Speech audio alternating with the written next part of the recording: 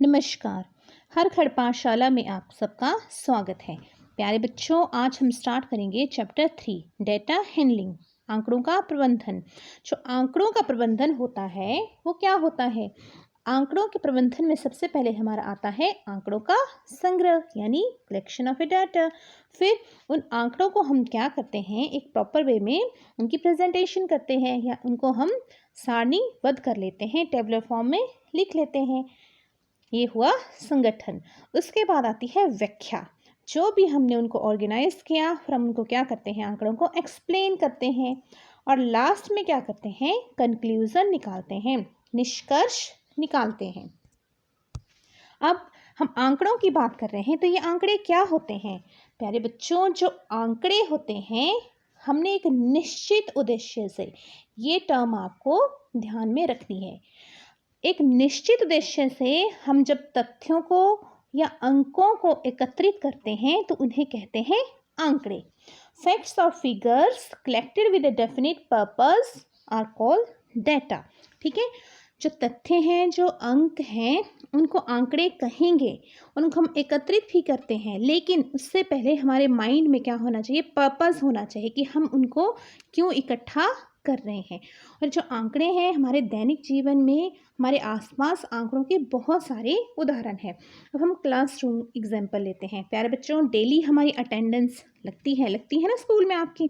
तो अटेंडेंस भी क्या है, एक आंकड़ा है। ठीक है, जो आपका अध्यापक है, अध्यापिका है, वो आपकी डेली की अटेंडेंस क्यों लेते हैं, यही देखने के लिए कि कितने बच्चे एब्सेंट हैं, कितने प्रेजेंट हैं।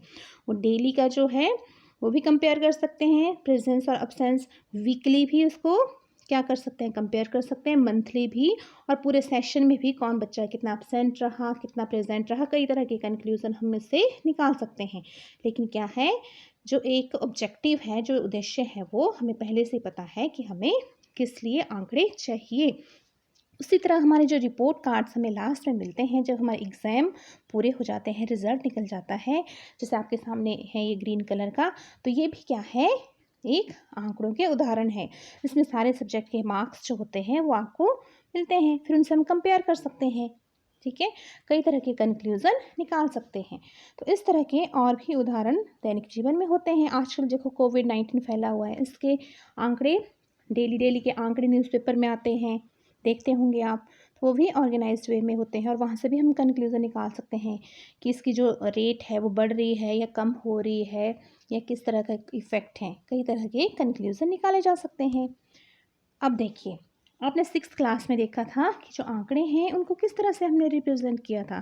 देखिए, पहला क्या है हमारा, बारंबारता बंटन सारणी, फ्रीक्वेंसी डिस्ट्रीब्यूशन टेबल, और दूसरा क्या है, पिक्टोग्राफ, चित्रालेख, और नेक्स्ट है हमारा बार ग्राफ, दंड आलेख।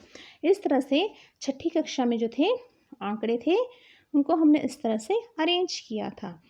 अब प्यारे बच्चों, आप मुझे बताइए कि जो आंकड़े हैं, क्या हम इनको इसी तरह से एक्सप्लेन कर सकते हैं? अगर हम आंकड़ों की व्याख्या करनी हो तो क्या यही तरीका है? कोई कंक्लूजन निकालना हो तो क्या इसी तरीके से निकाला जा सकता है? नहीं। देखिए, अब एक नई टर्म है जो हम आज पढ़ेंगे। ठीक है, 7th क्लास में है, ये आपकी बुक में भी है, बुक पास में रखी है, वहाँ पे भी प्यारे बच्चों आपने जो प्रतिनिधि मान, रिप्रेजेंटेटिव वैल्यू है, ये टिक करना है और वहाँ से मेन पॉइंट अंडरलाइन करने हैं।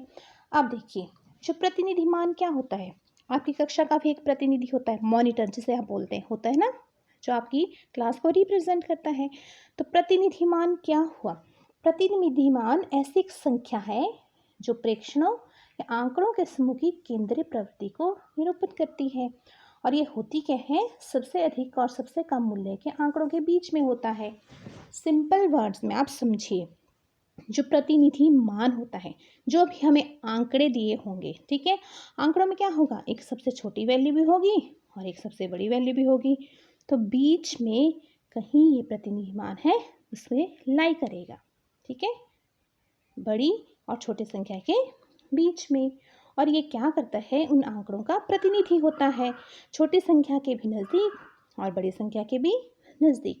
तो हम आंकड़ों की व्याख्या रिप्रेजेंटेटिव वैल्यू यानी प्रतिनिधि मान से भी कर सकते हैं। तो प्यारे बच्चों, हम पढ़ेंगे 3 प्रतिनिधि मान, कौन कौन से, मीन, मीडियन, मोड। ठीक है, और आज हम डिस्कस करेंगे मीन यानी माध्य। तो क्या होता है माध्य, जिसको हम अंक गणितीय माध्य भी कहते हैं। प्यारे बच्चों, जो माध्य होता है उसके लिए एक जनरल फॉर्मूला है, सभी प्रेक्षणों का योग बटा प्रेक्षणों की संख्या, sum of all observation upon number of all observation. ठीक है, आपने क्या करना है, सारे क्वेश्चन में आप ये जनरल फॉर्मूला लिख के भी क्वेश्चन सॉल्व कर सकते हैं।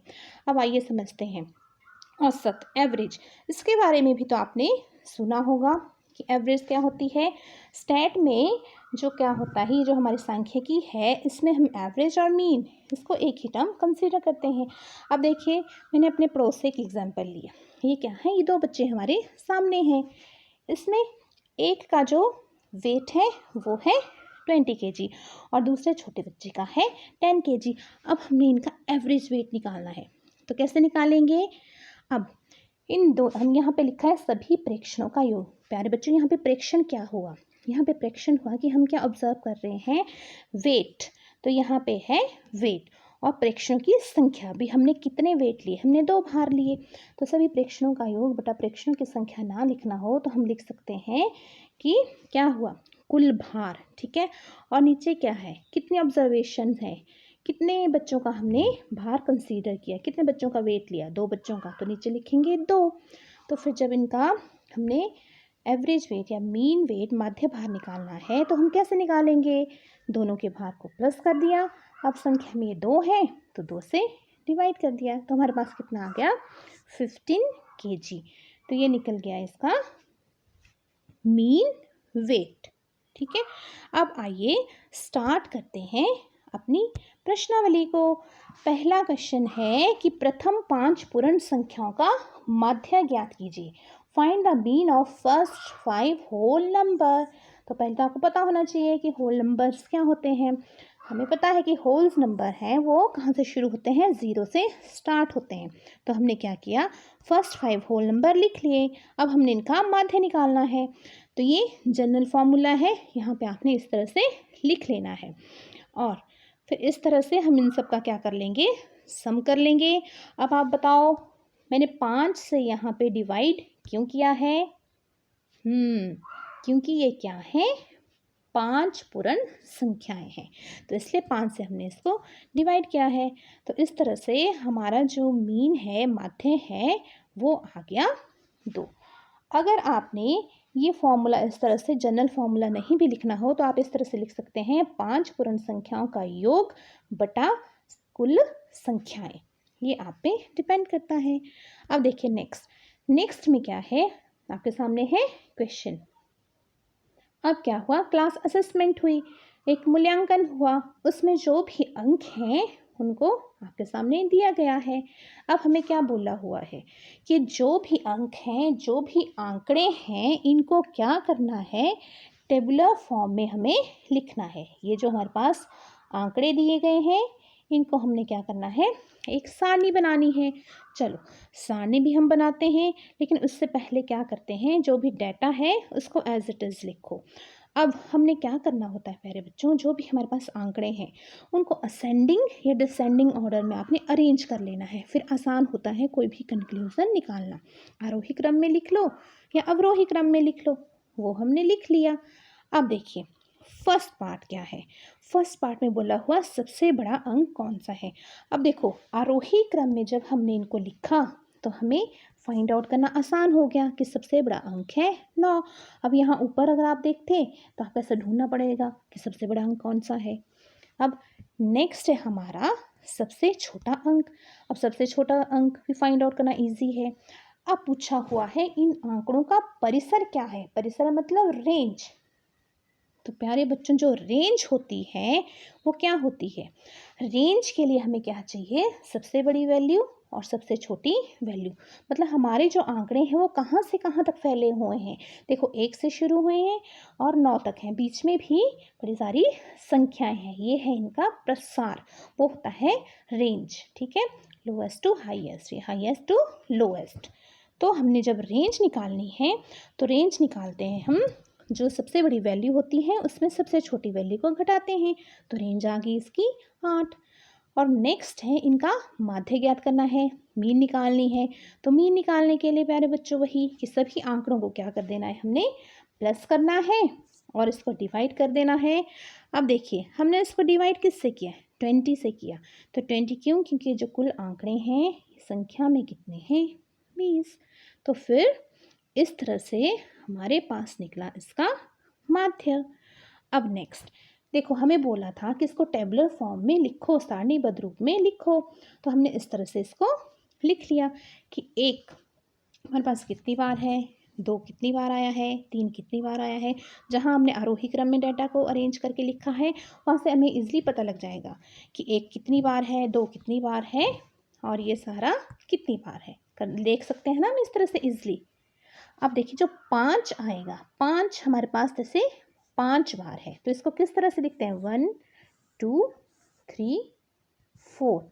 तो हमने क्या करना है और फिर इस तरह से इसको लिख लेना है। ठीक है, आपको 5 लाइनें नहीं लगानी है। तो ये हो गया हमारा टेबुलर फॉर्म, सारणीबद्ध रूप। बारंबारता का मतलब होता है कितनी बार, जैसे 1 कितनी बार है, 1 ही बार है, 2 कितनी बार है, 2 बार है, 3 कितनी बार है, 1 बार है। तो बारंबारता का मतलब हुआ कितनी बार। और अगर आप प्लस करेंगे, अगर आप इनको प्लस करके देखेंगे तो हमारे पास जो बारंबारता है, देखिए हमारे पास 20 संख्याएं हैं टोटल। ठीक है प्यारे बच्चों, तो अब यहाँ पे आपने क्या करना है, इसको प्लस करके देखो तो आपका योग है वो भी कितना आएगा, 20। ठीक है, अब देखिए नेक्स्ट, अब एक रेनफॉल हो रहा है, एक शहर में बारिश हो रही है पिछले 7 दिनों से। ठीक है, और इसका रिकॉर्ड भी रखा गया है मंडे से संडे तक का कि कब मिलीमीटर में कितनी बारिश हुई। आपके सामने दिया हुआ है आंकड़े, बुक पे भी आप देख सकते हैं। अब हमें क्या करना है, हमें निकालना है कि आंकड़ों के वर्षा का परिसर। पहले हमें फाइंड आउट करनी है इनकी रेंज। तो हमें रेंज पता है, रेंज क्या होती है, सबसे अधिक वर्षा में से सबसे कम वर्षा घटाते हैं। तो सबसे बड़ी वैल्यू क्या है प्यारे बच्चों, सबसे बड़ी वैल्यू है ये, सबसे कम वैल्यू हमारे पास ये। तो हमने क्या करना है, जब हमने हाईएस्ट वैल्यू में से लोएस्ट घटा दी तो हमारे पास आंसर आ गया 20.5 मिलीमीटर। सेकंड है माध्य वर्षा, मीन रेनफॉल। मीन रेनफॉल के लिए वही है कि सारे हफ्ते का जितना भी रेनफॉल है उसको प्लस कर दो और 7 से डिवाइड कर दो। आप अपना जनरल फॉर्मूला भी लिख सकते हैं या ऐसा भी लिख सकते हैं कि 7 दिन में जितनी वर्षा हुई अपॉन नंबर ऑफ डेज। ठीक है, कुल कितने दिन हुए वो नीचे लिख सकते हैं। अब नेक्स्ट है, हमारे से पूछा गया है कि कितने दिन वर्षा माध्य वर्षा से कम रही, थर्ड पार्ट में पूछा हुआ है। तो देखिए हमारी जो माध्य वर्षा है वो आई 5.9 मिलीमीटर। अब देखिए टेबल में 5.9 मिलीमीटर से कम कौन कौन सी संख्या है। देखो मंडे को, फिर वेडनेसडे को जो भी रेन हुई, थर्सडे को, फिर सैटरडे को और संडे को। तो 5 दिन, Monday, Wednesday, Thursday, Saturday, Sunday, ये वो 5 दिन थे जब क्या थी, जो वर्षा थी वो माध्य वर्षा से, मीन रेनफॉल से कम हुई। ये हम लिख सकते हैं। आप इसमें डेज भी मेंशन कर सकते हो कि कौन कौन से दिन में वर्षा माध्य वर्षा से कम हुई। इस तरह से प्यारे बच्चों आपने ये क्वेश्चन सॉल्व कर लेना है। ये बहुत ही इजी क्वेश्चन है।